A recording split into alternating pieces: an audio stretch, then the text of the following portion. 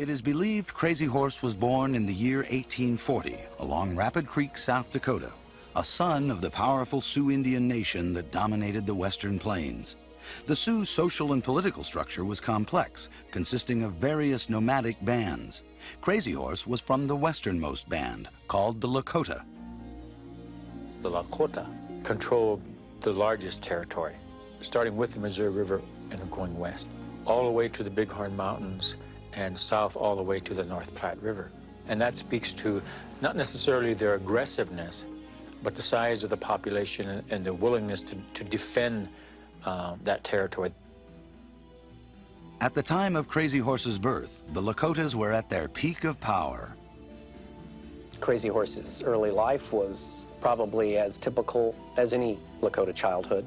He grew to manhood in a time when the Lakota were proud and free, when contact with the whites was minimal, in which their culture was thriving, in which their power was expanding.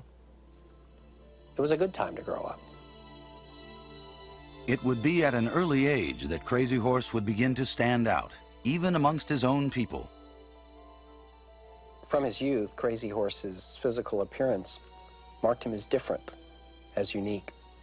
He was far more fair-skinned than other Lakota, and he had brown, curly hair. This difference in physical appearance had to have an impact on the young man as he grew, and perhaps contributed to his mysticism and to the attitude he carried throughout his life, the attitude of the loner.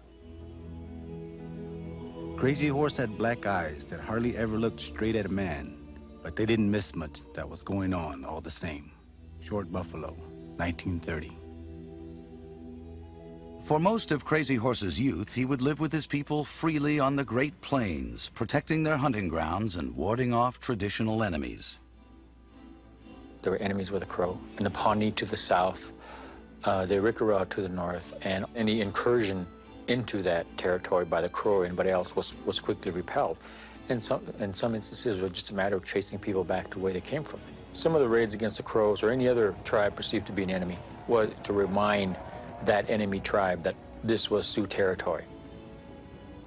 They developed a cultural pride and superiority and arrogance, if you will, that overcame all opposition by tribes that claimed these hunting grounds initially.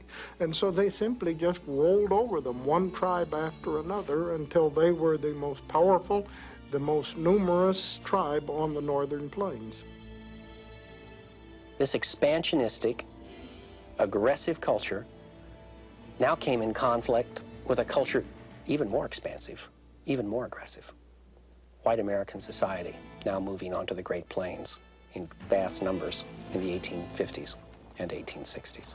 These two cultures came into immediate collision.